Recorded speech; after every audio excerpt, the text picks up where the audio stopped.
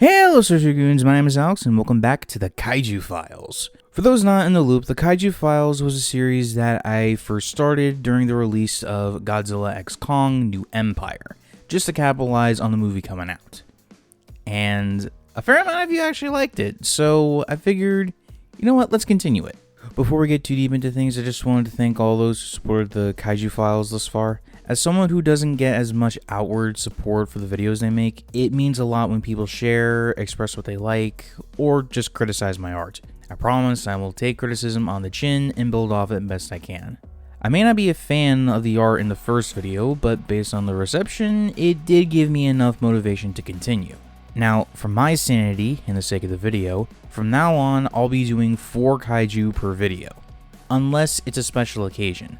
I did 5 beforehand because it was the first video in the series, and I wanted to test the waters to see what I could and couldn't do. Side note, I hope you like lesser known monsters because that's what we're getting into today. Oh, and speaking of, I have some shoutouts to give. On screen right now are the amazing people from my community tab who chose to partake in a guessing game leading up to the video. If you want to know when I do these kind of posts, subscribe to know when they come out. With that said, let's get into the Kaiju Files. Good day everyone. For today's briefing, we'll be continuing our kaiju examinations. The ones today do not pose quite the same level of danger as our previous briefing, but make no mistake, these are still threats for G-Force to combat. Let's begin. Kaiju Files number 006, codename Baradagi. Our first specimen today made very few appearances, meaning all information is subject to change. Baradagi first appeared in 1962 in a secluded village in the Toku region of Japan. The locals in the village seemed to worship the beast as a god under the same name. Witnesses outside the village refer to it as Varan, though that could be a misunderstanding, as it resembles an ancient form of reptile of a similar name from as early as the Triassic period. It emerged from a nearby lake, resembling a marine iguana with strange osteoderms protruding from its back, standing 180 meters upright, 90 meters on all fours, and 280 meters long.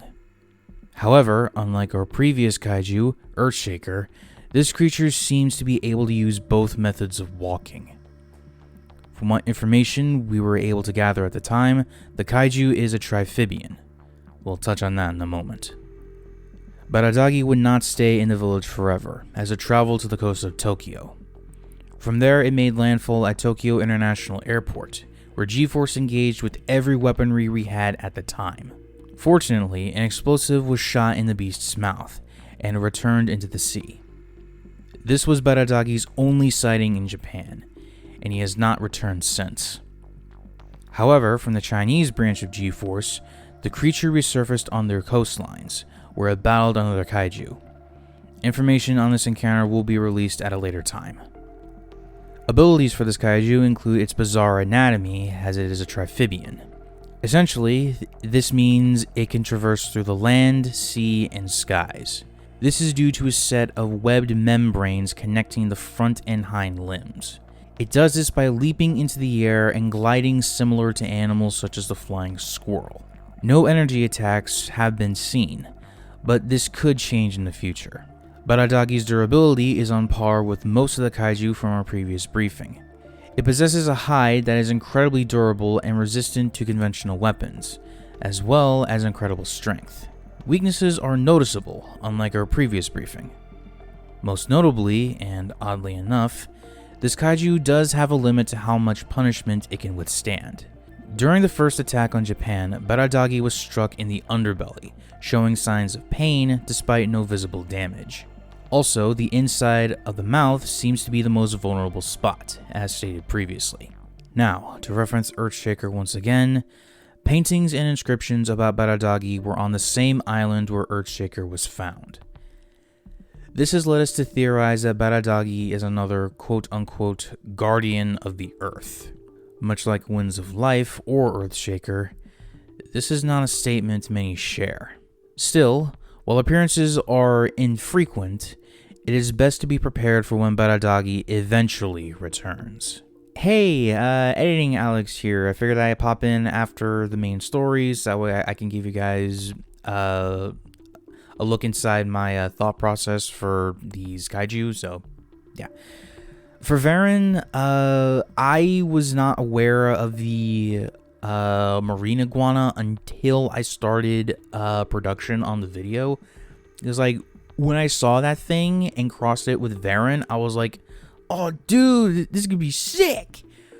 But then I figured, okay, how am I really going to do this? Because I want to show that Varen is a triphibian where he can fly, swim, and walk.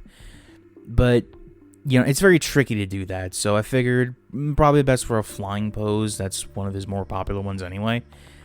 But I will say, Varen is probably my weakest one for this particular video. Which, I mean, does kind of make sense because Toho has been ignoring him for such a long time. But, anyway, I'm not too much a fan of the colors, but then again, I don't really know what else could have worked with him, so, you know. Anyway, here is Varen. Hope you enjoy it.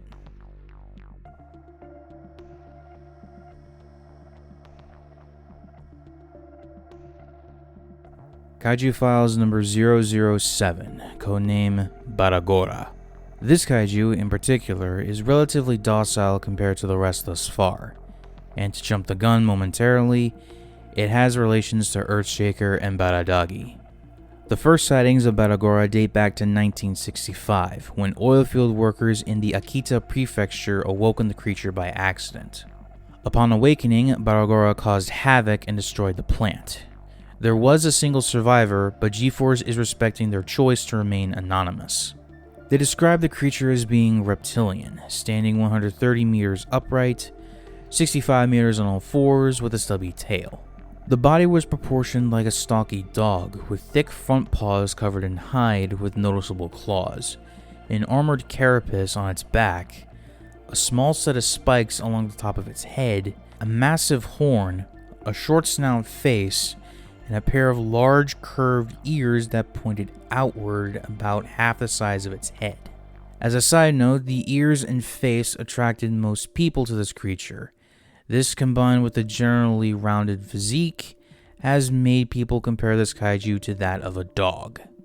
After awakening, Bagora feasted on livestock from the countryside. Once it had its fill, the monster began to make its way to Mount Myoko, where G-Force has closed off the grounds where the creature lives. It should be worth noting that the official name for this kaiju more or less matches its codename. As a shorthand speaking term, the monster has been referred to as Baragon. However, it surprisingly has rarely left the area. The abilities of Bagora include the bog standard immense strength and durability to conventional weapons. Unique abilities include the ability to burrow underground and completely disappear in a matter of moments. This is where the ears play a factor. Bagora presumably protects its eyes while burrowing by folding them to cover its face. The horn also shows limited bioluminescence, as encounters at night and sleeping have proven. Lastly, it can produce a beam from its maw. The beam itself has proven to be, for lack of a better term, a heat ray that can reach temperatures equal to magma. In terms of weaknesses, swimming is not the creature's strong suit. On more than one occasion, it has been shown signs of struggling to swim toward land. It may not be much, but any edge can prove vital. Bagora has stayed in the mountains ever since, not once encountering Alpha, possibly due to it not posing a threat. As for the connections mentioned earlier, Bagora was once worshipped on the island where Earthshaker was found. Inscriptions refer to it as a fire god, and given the current resting spot as a volcano, this makes too much sense.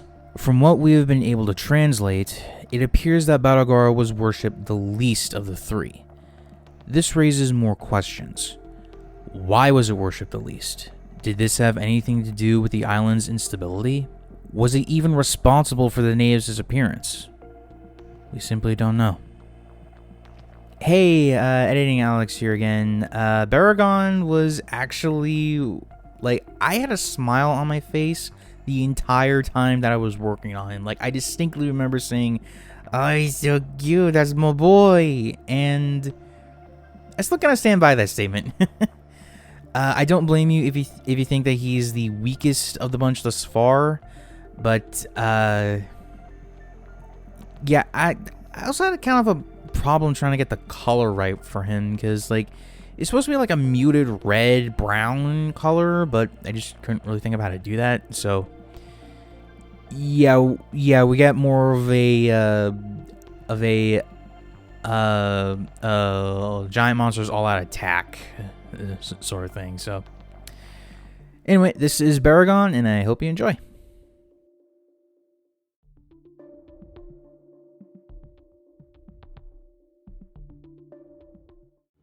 Kaiju Files number 008, codename Tiamat. This kaiju was inadvertently found in 1968. A G-Force vehicle technician named Hachiro Jinguji was field testing a new project at the time codenamed Gotengo. The ship was performing well enough until it went through the Arctic Circle, drawing the attention of an unexpected visitor. Gotengo and her crew were attacked by what Jinguji described as a dragon from Asian folklore. A serpentine body measuring 400 meters long with a set of horns and 4 short limbs. However, he also described it as having webbing akin to a koi fish and whiskers that resembled a catfish. Jinguji referred to the beast as a mammoth-sized serpent, or Mamusuda, shortened to Manda. After the first outing, the Gotengo will be brought into a special G-Force program. Details about the program will be elaborated on in a future briefing. The Gotengo Mach 2 made another expedition to Tiamat's area, this time fighting the beast off. This caused the crew to explore, but found what looked like the remains of an ancient civilization. Many recruits at the time, and to this day, commonly joke that it is the lost city of Atlantis. However, it may not be too far-fetched given what we do and the threats that keep arriving. Multiple encounters have documented Tiamat's abilities. It has been shown that the kaiju is amphibious in nature. However, it should be noted that it moves slower on land. Given its serpentine body, Tiamat can constrict its enemies and prey like a boa. This was the original method used to nearly destroy the Gotengo. Had it not lost its grip from the front drill, the crew would have lost their lives. Weaknesses include less durability than most kaiju, as an oversized drill was more than enough to draw blood. Upgrades to the Gotengo were also powerful enough to fend off the beast, but unable to kill it. Also, as mentioned previously, Tiamat is much slower if drawn to land. This could lead to a prime opportunity to fend it off. For those wondering about Jinguji, he rose to the ranks of G-Force, even becoming the head of the aforementioned special program. He retired in 1999 and passed away peacefully in 2001. His memory still lives through the Gotengo and the program, which are still active to this day. Hey, Editing Alex here. Once again, this is kind of a shorter entry. So, Manda's codename being Tiamat is a reference to the MonsterVerse, and is also a connection that I found while I watched Godzilla vs. Kong, or not versus, Godzilla X Kong for the first time. When I first saw Tiamat in that movie, I was like, wait a minute, is this Manda? But turns out it wasn't. So I figured, why not do a missed opportunity here and have Manda's codename be Tiamat? But I also really liked how he came out. Like, I like the koi fish effect, but it should be noted that I did have a major hard time with him because I ran into a bunch of tech issues trying to record him.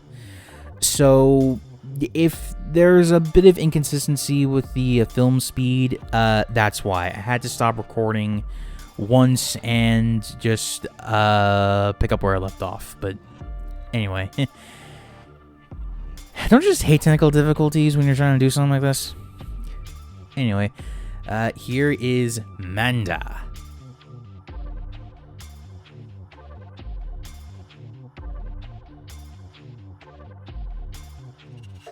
Kaiju Files number 009, codename Meat Eater. This specimen is of particular note, as it appears to be an animal species and not a single creature. This species was found on a separate island from the others we've discussed thus far. The island appears to be in the shape of a skull. Aptly, it was later dubbed Skull Island. At first, it sounded too good to be accurate, as reports date back to 1933. However, there have been multiple expeditions, and all of them are identical. These reports came from an American film director, Carl Denham, who first arrived on the island with a ship crew, his film partner, and a young woman who wished to remain anonymous after the experience. Denham would film his encounters on 8mm film, but it was ruined during his first time on the island. Many of the creatures he filmed were living, breathing dinosaurs, or something akin to it. However, evolution has taken a strange turn as they are much bigger than normal fossils. They also possess anatomy not found on normal dinosaurs. Among them was what Denham at the time thought was a tyrannosaur, but upon further research, it has more in common with the Allosaurus. Theories have sprung as to which genus this species is descended from, though a less accepted theory is the beasts are perhaps a result of crossbreeding. Regardless, scientists have since dubbed this new genus Vistatosaurus rex, translating to Ravager Lizard King. The biggest one, a buck, was reported to be 170 meters tall, with a total body length of 190 meters, a set of arms about the size of its head, and a ridge of spiky osteoderms lining its back. The creatures have shown incredible ferocity and brutality, able to down animals their own size regularly. These capabilities and the gruesome sight after their fights made Mr. Denham's crew refer to them as Gorosaurus. It's a relatively unprofessional name. Then again, Meat Eater is just as unprofessional, but I digress.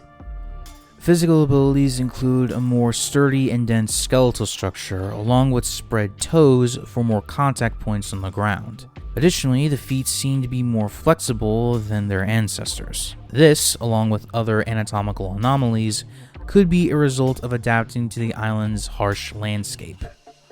One of the most prevalent is the animal's vestigial arms. On a normal tyrannosaur, for example, the arms are too small to do seemingly anything. But the Vistatosaur, while still small, are long enough that they can hold onto their prey more effectively, as well as a spiked tip on the tail. The animal's fighting style primarily involves snapping its jaws at its opponent and using other strange capabilities. These involve their legs, which, given their immense weight, are enough to crush another dinosaur's limbs with minimal effort, as well as their aforementioned tails being used as tools for certain situations. They often use it for swiping attacks with a spiked tip, but also as a spring. This is used to either close a gap against an opponent or launch themselves into the air. The latter is presumably used to catch airborne prey. It can also be used as leverage for a kangaroo-style kick. This technique is of important note as combined with the powerful leg muscles and weight, it has been confirmed to crush other Vistatosaurus' bones. On that note, the durability of these creatures to conventional weaponry is unknown. These creatures have been isolated to Skull Island for centuries, so no real attempt to test maser weapons have been conducted. In the early 70s, G-Force mounted an effort to establish a base on Skull Island. Since then, the island's fauna have been studied with new information being revealed every day. More information about this island will be unveiled at a later time. However, as a precaution, should any of these animals somehow manage to leave the island, it could spell trouble for humanity. That said, do not, under any conditions, underestimate them. Thank you for your time, everyone. I understand there's a lot of information to digest in one sitting. However, this is only the surface level information. G-Force is still learning and developing more technology to combat these creatures. And as these ones prove, there are kaiju that can be harmed. If you have any questions, please submit them now. Otherwise, you are dismissed. Hey, Editing Alex here one more time. So I got a few things to say about Gorosaurus. One, his color. He gave me such a hard time because I couldn't figure out what I wanted to do with him.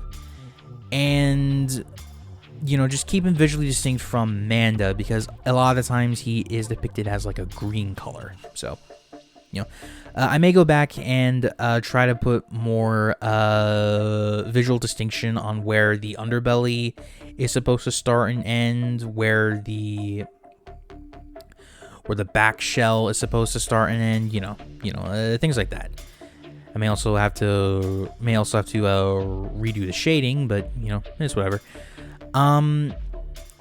So I wanted to address the elephant in the room here, that yes, I did use the V-Rex from the 2005 King Kong as a springboard, no pun intended, for this particular kaiju. And that's because Gorosaurus was originally based on the meat eater from the original 1933 King Kong. I'm not joking. So I figured, come full circle and use the V-Rex as an inspiration for Gorosaurus. And while I was looking online, I'm not the only one who thought that. So I figured, okay, let's not entirely make it a V-Rex. Let's do some over-exaggeration stuff, Oh, but I also took inspiration from the dinosaur from the Valley of Gwangi.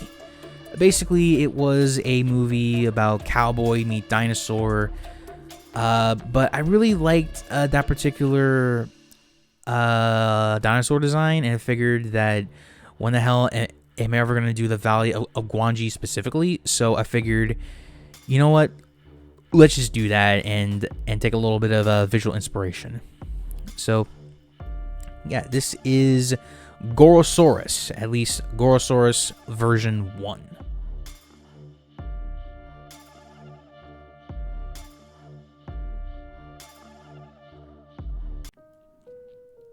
Hey, what do you know? A more uplifting note where not every monster is unkillable. I really do want to do a video on that special program, but I'll need a lot of time to plan out for that one. I'll also need to figure out how to handle a potential Skull Island special. By the way, how'd you feel about the lesser known monsters? Let me know in the comments down below. It's not every day that they get their time on the spotlight, so I figured, why not throw them a bone, Oh, and when you're down there, why not hit the like button and subscribe if you're new around here. And that'll do it for now. Until next time, Socio Goons, remember, reach for the stars.